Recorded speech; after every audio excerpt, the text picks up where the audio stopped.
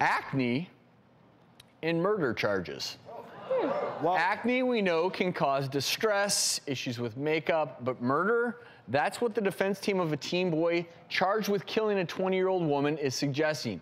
Attorneys are arguing that the side effects of his powerful acne medication may be to blame for his aggression and the crime. The victim was stabbed to death with a hunting knife, and the defense is trying to potentially use this argument that the medication may have caused him to be aggressive. Now, I think you all know how I feel on these matters. Yeah. But let's at least talk through whether or not this is even a reasonable defense. We have these reports that there's somehow this association. But when we look at the clinical studies, there have been no clinical studies that have shown that there's some kind of causality that's established, and even depression and suicide, let alone the homicidal behaviors. And you know, one of the things that we need to know when we're trying to establish causation is that you start the medication, and then after that, the symptoms start. And what we see is that there is a crossover with people who have acne and maybe some pre-existing mental health conditions like depression.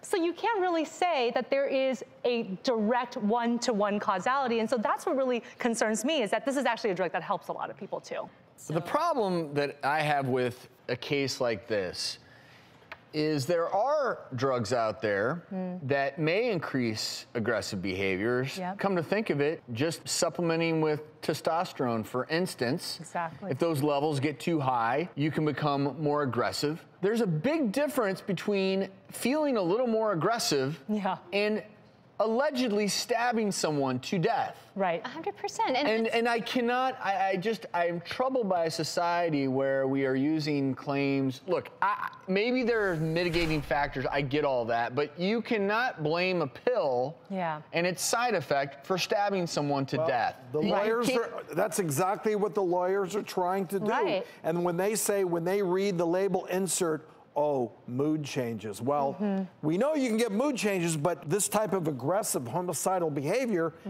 is a stretch.